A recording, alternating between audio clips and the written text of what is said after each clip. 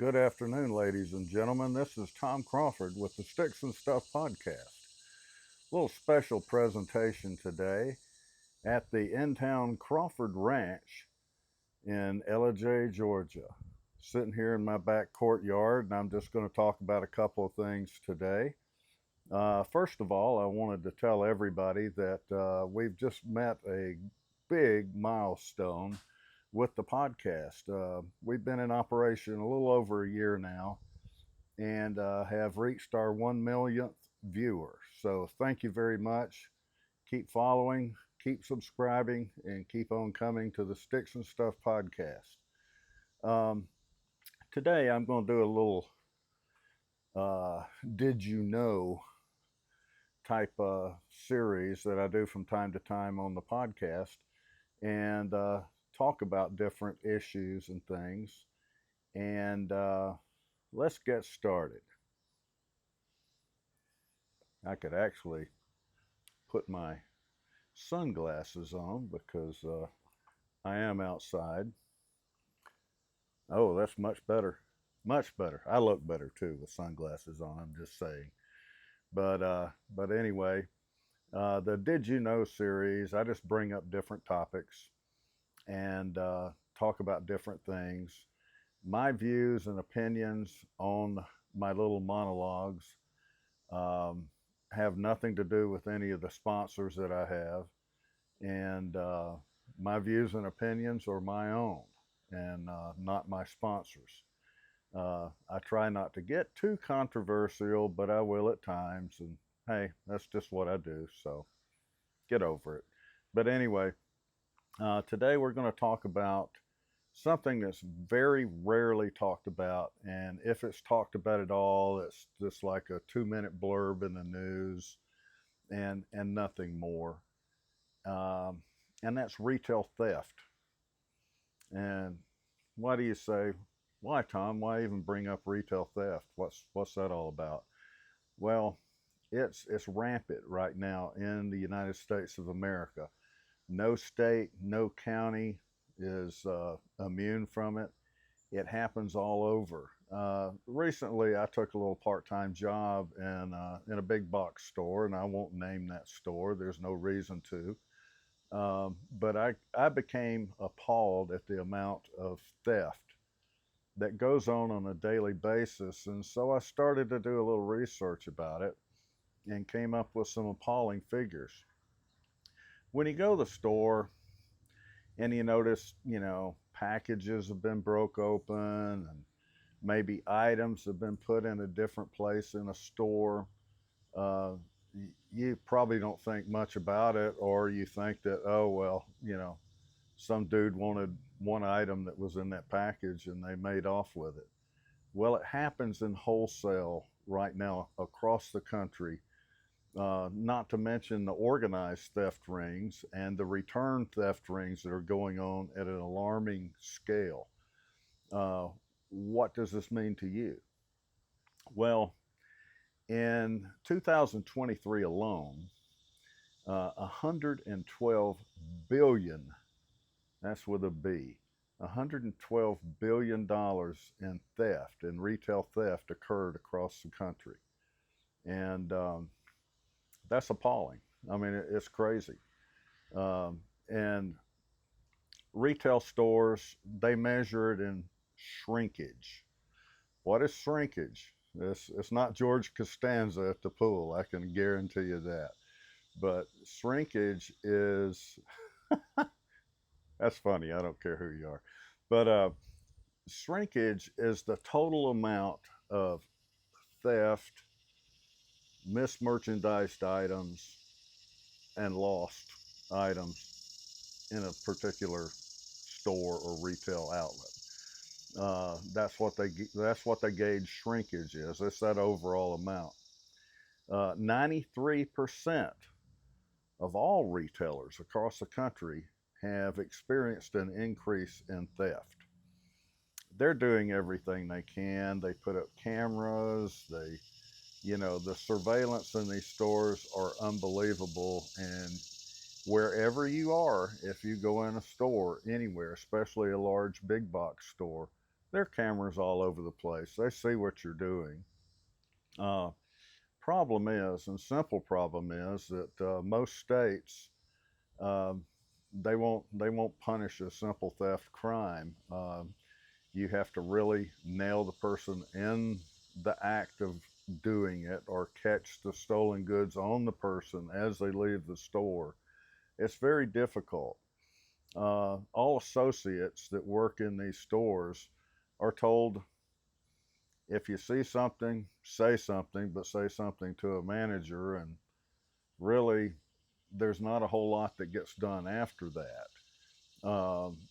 People are charged with theft, on a daily basis, but it's it's rampant. I mean, it just goes on and on and on every day in every store. Um, a lot of people say, well, the increase in illegal immigration has caused some of this, and yeah, that's true to some extent. Different cultures get melded into the country, and they're used to stealing. They steal, but I'm not going to paint that broad brush today, because little old ladies steal. They go into a clothing store and they stuff a blouse or something that they like in their purse. I mean, it feels like they're entitled to it. So it happens on a wholesale basis. And why? Nothing's being done about it.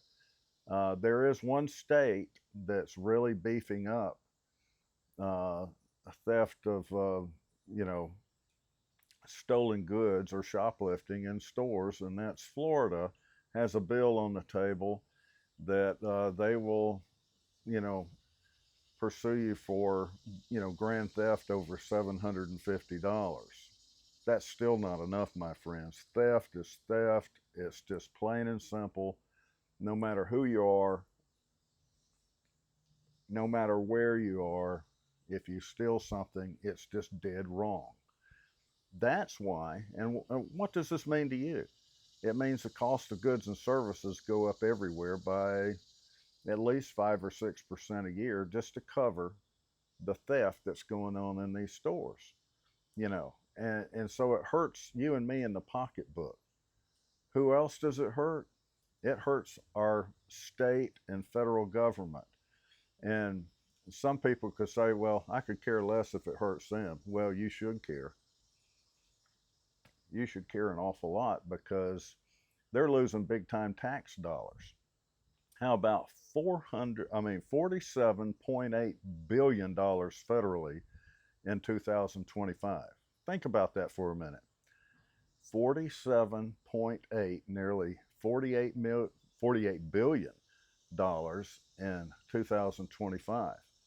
Got all these people out there crowing about, well, we're spending too much money to defeat Iran, and it's it's okay if we get bombed by a nuclear weapon, or Israel gets wiped off the map. It's 47, 43, whatever it is, $billion to execute the war, and some people are going batshit crazy over it. Yet they won't even blink an eye to the theft that's going on in the country right now, and that would have paid for that war 2 or 3 times over. If politicians would just do something about it. Now, the simple fact is, on the left and on the right, nobody is really willing to do anything about it. They just blink an eye, throw out some statistics, walk away for another day. Nobody seems to really want to tackle it, but it's costing us big time. Let me give you an example on states. If you don't think you're immune from it, every state is just swamped. Some small retailers are actually closing up because they can't turn a profit and lose that much stuff. They just can't do it. They can't raise their prices enough to keep their employees paid and stay in business. It's a real problem. Let's go to the state of Georgia, for example, where 197 million $197 million in tax revenue was lost. You know, that could pay our first offenders more. That could pave roads. That could do a lot of goods and services we need for the state. It's gone, folks. It's just gone because we're allowing people to go in and just steal things willy-nilly in all these stores. This is not looting, and this is not mobs going into a store. It's everyday people feeling like they're entitled, going into a store, busting open a pack, changing a SKU number on an item. It's happening wholesale, and people feel like they're entitled to it. Well, I say it's time to stop all this nonsense. I kind of like, some of these countries, in the Arabic world, they'll cut your hands off or your, whatever for stealing. Maybe we should do that here. I just think they should prosecute them plain out. If they did that and had stiff penalties, it would all cut out. To a great degree, it would. It would still happen. But it's time something had been done. Now, I told you $197 million in tax revenue alone in the state of Georgia. And that's 1 year, folks. 1 year. How about California? In their wild, woke ways, California doesn't prosecute anybody for anything.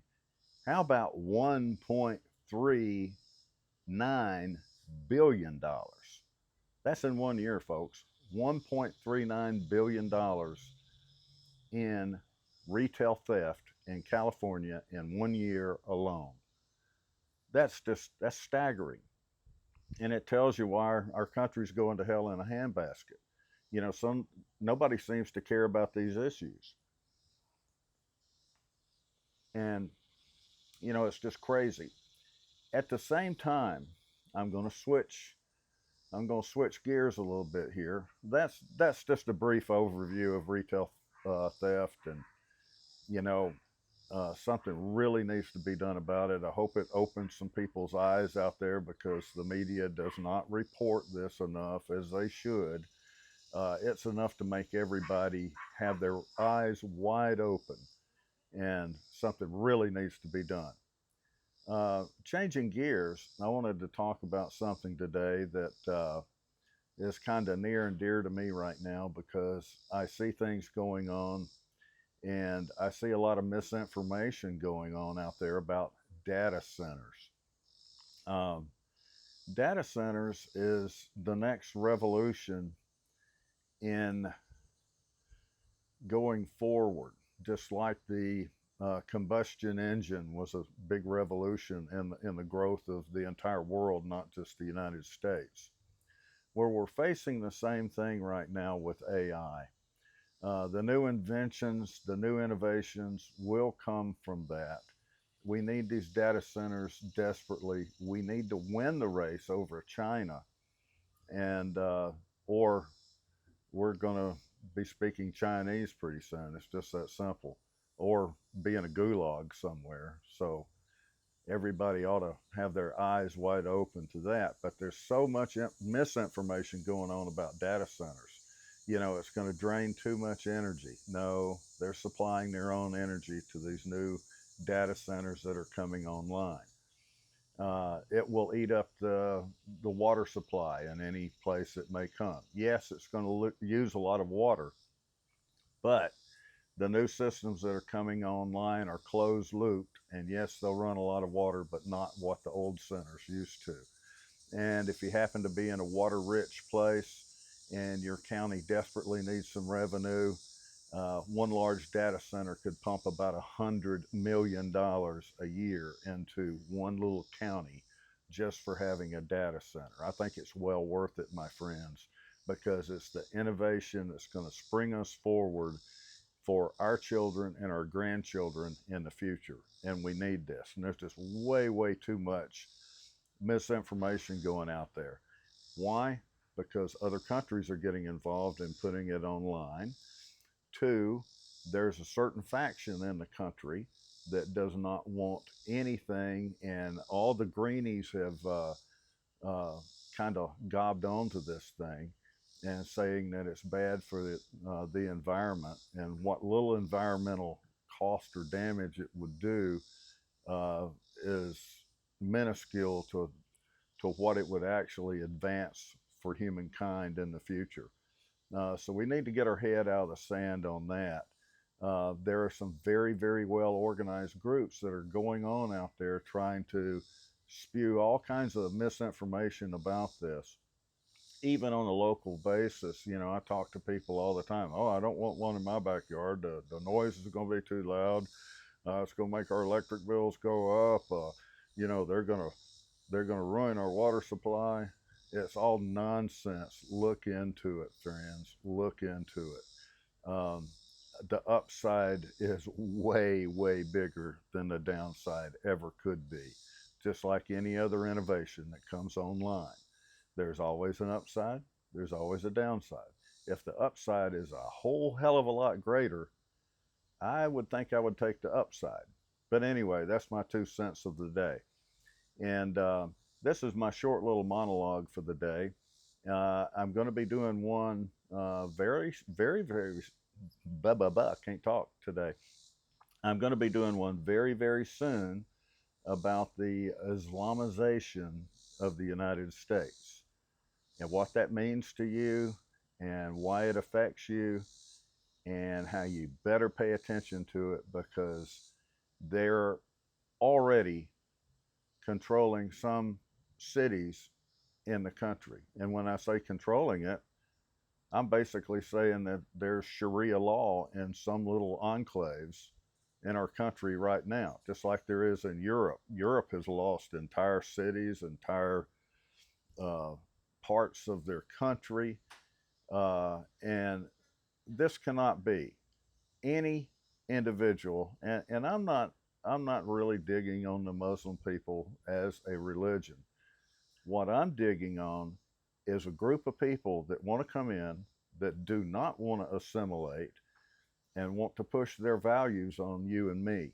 Now that's not right under any stretch of any imagination. You know, there is no religion that I know of to this point that has tried to come in and tell me how to run my life and how to live my life. That's why we have freedom of religion in this country. Not so much with these guys. They want it all, and they want you to be a subject of whatever they're spewing. And it's not right, and it's time everybody got their eyes wide open to it. But anyway, that's on the podcast next time. And this short little podcast, whether it's a short one or a long one, I always say this to everybody. Be good to yourself, take care of yourself, enjoy life, and above all things, do something special for somebody this week. I'm Tom Crawford with the Stix Stuff Podcast, and we'll see you soon.